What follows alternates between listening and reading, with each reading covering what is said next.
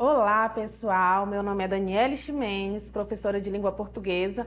Na aula de hoje nós falaremos sobre literatura, especificamente sobre os líderes modernistas da primeira fase. Vamos lá? Quando nós falamos de líderes modernistas, inclusive nós temos aulas acerca desse tema, nós citamos dois. Pessoal, antes de falar desses líderes, adianto a vocês que eu trago dois escritores, um da prosa e o outro do verso, tá? E aí, ai professora, pelo amor de Deus, o que é prosa? Quando nós falamos de prosa, é um texto organizado em parágrafos, um romance, enfim, um texto que tem uma paragrafação. Quando nós falamos em texto organizado em verso, que é o caso da poesia, como muito se cita, e o poema, é um texto organizado aí em versos que não segue necessariamente aí que eu tenha que escrever até o final da linha, mas que eu tenho alguns elementos rítmicos, sonoros, e aí que eu tenha um certo desenvolvimento, organização de estrofes, enfim, nessa disposição de acordo com a classificação dele, tá? Então, nós trataremos agora de dois escritores, o primeiro da prosa e o outro do poema do verso, tá bom? E na prosa nós temos ele, o grande Mário de Andrade. Mário de Andrade viveu de 1893 a 1945, artista e estudioso bastante plural.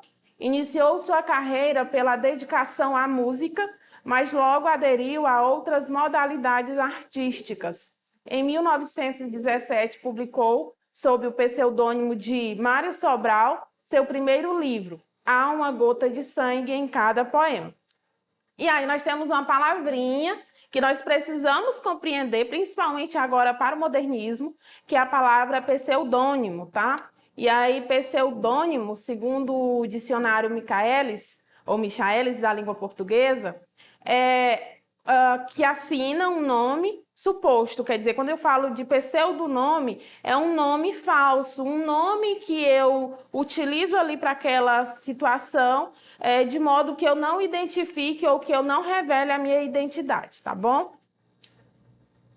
Vamos lá, essa é a foto do nosso escritor.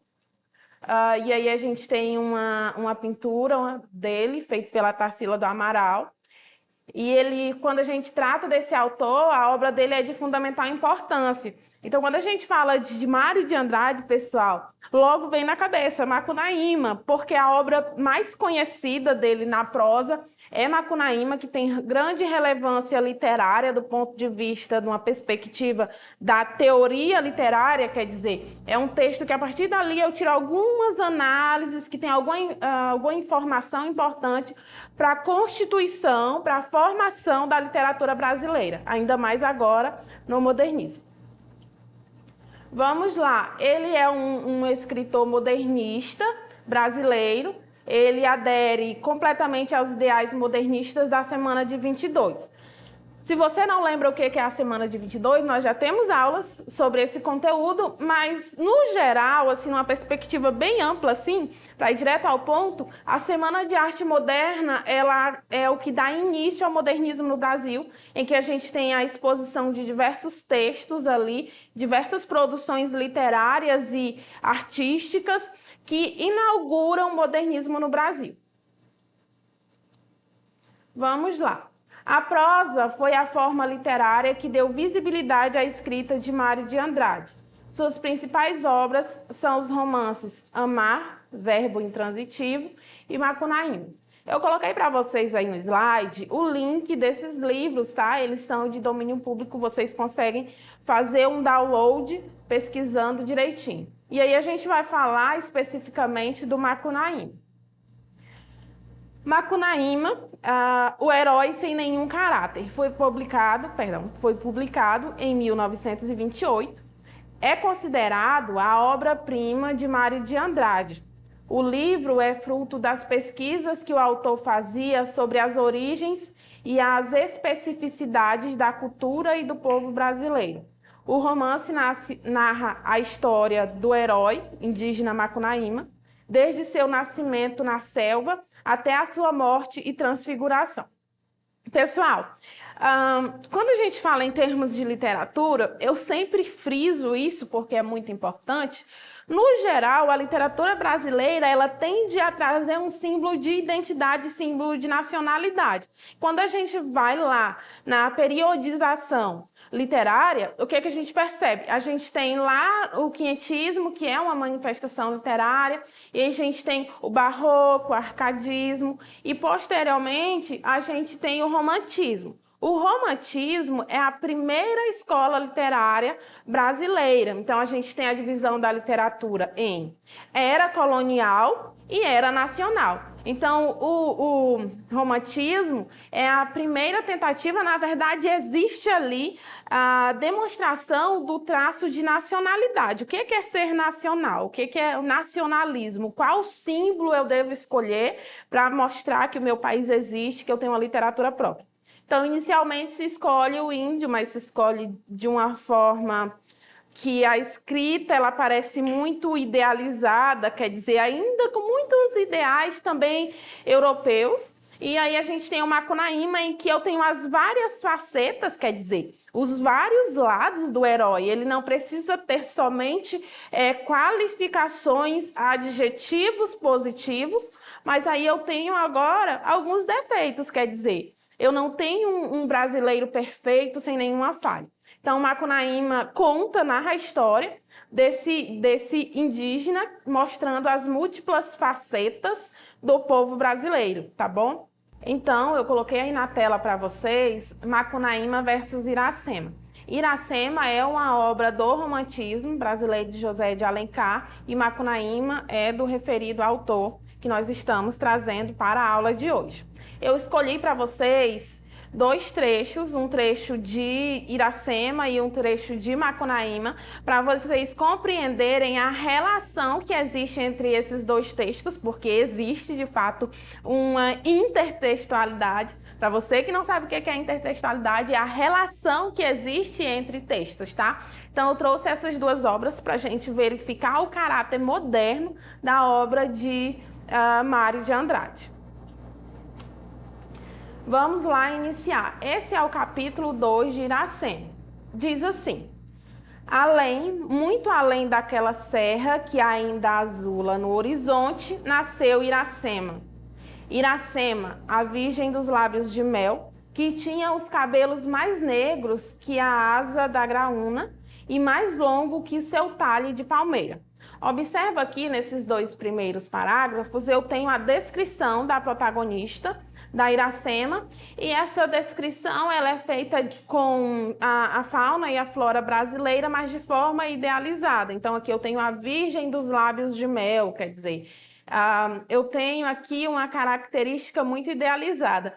E aí, sempre quando eu trago isso para as minhas aulas, eu digo, mas gente, pelo amor de Deus, existia creme dental, existia escova de dente nessa época? Não existia. Mas a gente sabe que é uma forma idealizada de retratar a nossa protagonista aí, que é o símbolo de nacionalidade, tá? Continuando. O favo da jati não era doce como seu sorriso, nem a baunilha recendia no bosque como seu hálito perfumado, viu? A minha suposição acerca do creme dental aqui cai bem específico. Mais rápida que a corça selvagem, a morena virgem corria o sertão e as matas do Ipu, onde campeava sua guerreira tribo, da grande nação Tabajara. O pé grácil e nu, mal roçando, alisava apenas a verde pelúcia que vestia a terra com as primeiras águas. Agora vamos ao trecho de Macunaíma. Esse aqui é o capítulo 1 de Macunaíma. Diz assim: no fundo do mato virgem nasceu Macunaíma, herói de nossa gente. Observa, pessoal, aqui como eu tenho uma relação de intertextualidade, quer dizer, no fundo da mata virgem nasceu Iracema, a virgem dos lábios de mel. E aqui a gente tem essa relação, mas que eu tenho uma nova representação do povo brasileiro. Era preto retinto e filho do medo da noite. Houve um momento em que o silêncio foi tão grande escutando o murmurejo do Uraricuera que a Índia Tapanhumas pariu uma criança feia. Essa criança é que chamaram de Macunaíma. Um ponto a se tratar aqui. Observa que aqui eu tenho, enquanto em Iracema eu tenho a formação do povo brasileiro a partir da união de uma indígena com o português, com o europeu, eu tenho o nascimento do primeiro brasileiro. Aqui em Macunaíma eu já trago uma mistura desse povo brasileiro, quer dizer, eu tenho... Ele é índio, ele nasce no fundo da Mata Virgem, indígena, só que ele nasce, assim como descreve o autor, preto retinto. Então, eu mostro que o povo brasileiro ele não é só do índio com o europeu, mas aí eu tenho o negro já inserido na história. E aí observa, uma criança feia, se lá em Iracema eu tenho o objetivo de mostrar o quanto ela é bonita, o quanto ela é bela, aqui não, eu tenho já uma característica negativa acerca do meu personagem. Já na meninice, fez coisas de sarapantá. De primeiro, passou mais de 6 anos não falando. Se o incitavam a falar, exclamava: "Ai, que preguiça!" Então, observa que a preguiça não é vista por muitos como algo positivo, mas sim algo negativo. E aqui o autor ele faz questão de enfatizar que a dicção da professora, que o povo brasileiro não é necessariamente dotado de só coisas boas, de caráter, mas sim eu tenho múltiplas faces e é isso que se enfatiza. Agora nós temos o nosso escritor, o nosso poeta, o Oswald de Andrade, que nasceu aí em 1880 e faleceu em 1954. Ele nasce em São Paulo, vem de uma família de ricos comerciantes de imóveis. Por conta de suas facilidades financeiras, ainda jovem, lançou o Pirralho, jornal humorístico de grande repercussão. Oswald de Andrade foi casado com a pintora Tarsila do Amaral, uma das fundadoras do modernismo brasileiro, e mais tarde com outra personalidade da cultura brasileira, Patrícia Galvão, a Pagu. Então observa aí que nós temos 2 grandes nomes aí, que é o Oswald de Andrade vinculado à pintora, Tarsila do Amaral, que tão bem representou o modernismo quando se fala de arte. Agora eu trouxe para vocês esse poema, intitulado Pronominais. Diz assim: "Dê-me um cigarro", diz a gramática, "do professor e do aluno e do mulato sabido. Mas o bom negro e o bom branco da nação brasileira dizem todos os dias: deixa disso, camarada, me dá um cigarro." Observa aqui, eu tenho algumas pontuações a fazer. Primeiro, acerca da colocação pronominal. Lá vem a professora, se ela já acha difícil literatura, ela inventa de colocar na aula gramática. O nome já é bem sugestivo, pessoal. Quando nós falamos de colocação pronominal, a gente fala da posição que esse meu pronome ele está inserido ali na palavra, tá? Então, quando a gente fala de colocação pronominal, é isso. Então, observa que eu tenho o "dê-me um cigarro" inicialmente. Vou colocar na tela para vocês. Ó, "dê-me um cigarro", e lá embaixo eu tenho "me dá um cigarro". Então, eu tenho esse pronome antes do dar, né, do verbo dar, e eu tenho ele depois. E aí o autor ele coloca em xeque, quer dizer, ele coloca em discussão a língua falada versus a língua escrita. Quando nós falamos da língua escrita, levando em consideração a língua formal, a língua padrão, aquela privilegiada socialmente, a gente fala que o correto não é "me dá", é "dar-me". Então, o ideal para o nível formal seria isso e o ideal para o escrito. Mas na língua falada, a gente tem o "me dá", ou me empresta. A gente não fala empresta-me tua caneta, empresta-me tua borracha, a gente diz me empresta e pronto, porque a gente tem a linguagem coloquial e a linguagem formal. E há uma certa crítica relacionada ao uso da língua, quer dizer, muito se fala em prezar pelo nível formal da língua portuguesa. No entanto, a gente observa que no dia a dia a massa fala de forma ou utiliza a língua de forma diferente. E aí um último ponto, que é a definição de nacionalidade, quer dizer, olha só quando ele diz assim, mas o bom negro e o bom branco da nação brasileira dizem todos os dias, deixa disso, camarada, me dá um cigarro.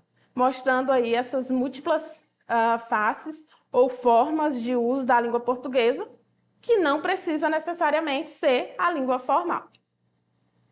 Vamos lá, eu trouxe para vocês a questão 7 do livro A Prova Enem, do primeiro ano ou primeira série do ensino médio. Essa questão ela encontra-se lá na página 26, então se você estiver com o livro em mãos, acompanhe a leitura comigo, se não, fique por aqui e mesmo assim acompanhe. Diz assim, música de manivela. Sente-se diante da vitrola e esquece-se das vicissitudes da vida. Na dura labuta de todos os dias, não deve ninguém que se preze descuidar dos prazeres da alma. Discos a todos os preços. Aí a gente tem um poema do Oswald de Andrade. Vamos lá, nossa pergunta. A poesia modernista de Oswald de Andrade apresenta, entre muitas experimentações e inovações na construção do texto literário, a incorporação de elementos próprios de outros gêneros não literários. Aqui a professora vai fazer uma ênfase. Existe na língua, no estudo da língua portuguesa, quando a gente fala de literatura, o texto literário e o texto não literário. O que seria o texto não literário?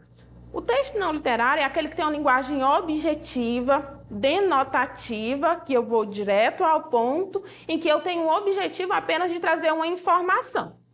Quando eu falo de literatura, como vocês bem sabem que a professora é amante, nós falamos do uso da língua de modo que ela vai trazer algum sentimento, despertar alguma emoção no leitor, e aí vai levar a alguma reflexão, a algum entendimento, tá? Então, o que acontece aqui? Ele traz um gênero textual para o foco aqui, que é um gênero não literário. E aí a pergunta vai ser, qual gênero seria esse? Ou que característica eu tenho? Vamos lá. Diz assim, é o que ocorre no poema Música de Manivela, em que o poeta utiliza uma linguagem típica de textos técnicos. Falando de termos técnicos, nós falamos de termos que são conhecidos por algum grupo específico, que não é popularizado. Não seria essa a nossa resposta. Religiosos, a gente não vê nenhuma linguagem religiosa. Científica, a gente não observa na leitura nomes científicos. E nós chegamos finalmente à nossa pergunta, à nossa resposta, a alternativa correta, assertiva, que é a letra D, publicitários. Pelo amor de Deus. Professora, lá e vem, o que é texto publicitário? O texto publicitário, ele tem como foco o receptor. O que é o receptor? É aquele que recebe a mensagem. Então, quando eu tenho um texto publicitário, o meu objetivo é de convencer esse leitor acerca de um determinado... Pode ser acerca da compra de um determinado produto ou de uma ideia. Então, o texto publicitário tem essa função. E aí, como que eu identifico isso? Eu identifico na forma como o meu verbo ele aparece no meu texto. Vou mostrar para vocês. Olha só. Sente-se diante da vitrola e esqueça das vicissitudes. Observa que ele usa o verbo sente-se. Ele não diz, você poderia sentar, talvez se você sentasse. Então, ele dá uma ordem aí, tá? Na dura labuta de todos os dias, não deve. Olha só, não deve. Eu tenho um imperativo negativo. O que é o modo imperativo? Aquele que dá a ideia de ordem ou pedido. Então, é isso que nos dá a resposta adequada a essa questão. Então, observa que nós falamos de literatura e quando nós falamos de questões do Enem, eu tenho que ter um amplo conhecimento acerca da língua e não somente de literatura, tá, pessoal? Então, por hoje é só. Se você tiver dúvidas acerca desses novos autores, escritores, não tão novos assim, mas consagrados da nossa literatura brasileira, você pode acessar a nossa plataforma Eduque e rever esta aula.